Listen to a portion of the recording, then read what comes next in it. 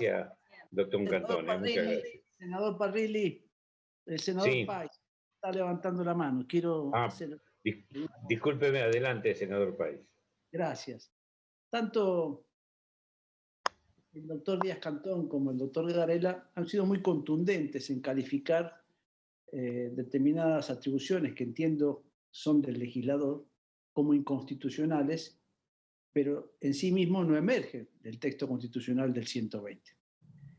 En especial, a mí me surgen algunas interrogantes. Y yo veo que incluso se quiere limitar la potestad del Poder Ejecutivo de elegir, con los requisitos que debe tener para la Corte, al candidato o al propuesto para Procurador General. Siempre la Constitución requiere para todos los funcionarios públicos, incluidos las máximas magistraturas de la Corte y aún del Ministerio Público Fiscal o de la Defensa, el requisito de idoneidad.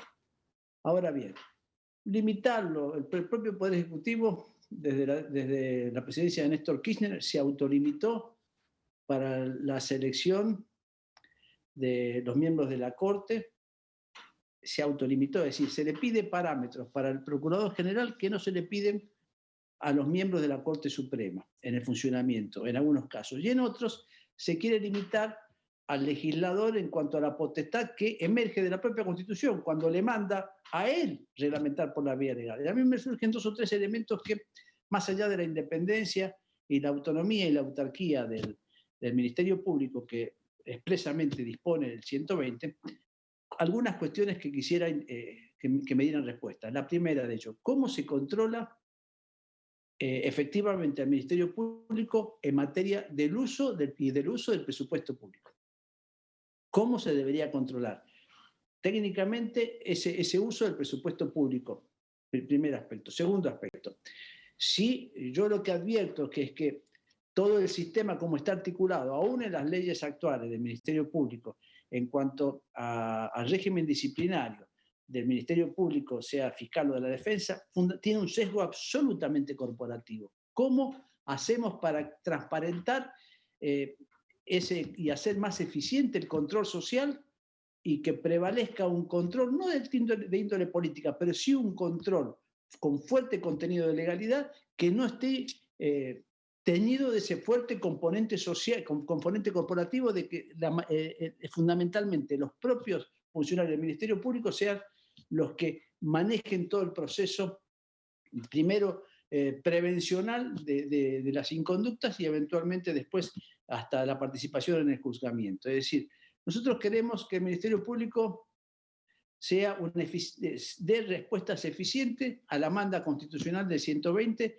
en la defensa pública y en un proceso penal también eficiente. Pero también no queremos que justamente en ese marco tenga adecuados controles que tienen el resto de los poderes de la Constitución. Esa autonomía no garantiza la falta de controles, ni siquiera, y en menos aún en materia de ejecución presupuestaria. Mi pregunta es, ¿cómo enderezaría ustedes a que esa autonomía no implique, y esa independencia no implique exorbitar las mandas constitucionales del control y del contrapeso natural de poderes que tienen todos los poderes y organismos de nuestra Constitución? Nada más por el momento.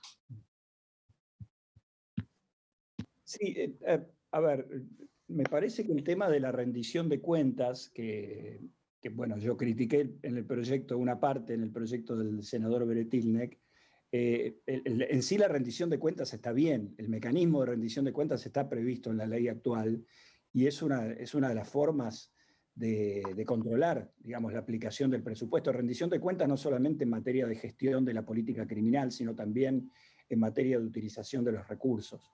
Creo que ambas cosas están contenidas dentro de esa obligación. Y en relación a lo segundo, creo que, digamos, el poder de los fiscales de investigar los casos y muchas veces de decidirlos es algo relativamente nuevo entre nosotros.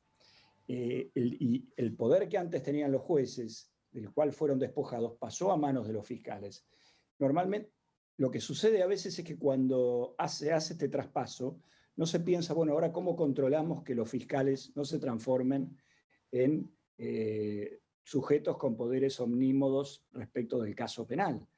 Y aquí es donde nosotros tenemos que pensar en el mecanismo, los mecanismos de revisión, los mecanismos de control, mecanismos como los recursos, como los requerimientos de revisión, la utilización de instancias dentro del Ministerio Público, ya que no podemos utilizarlas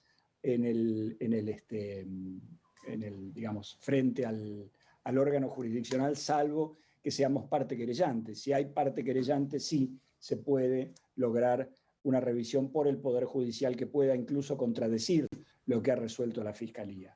Pero bueno, en eso es una tarea que está en formación, digamos, y forma parte del proceso de reforma en el que estamos encaminados, ¿no? Muy bien, muchas gracias. Sí.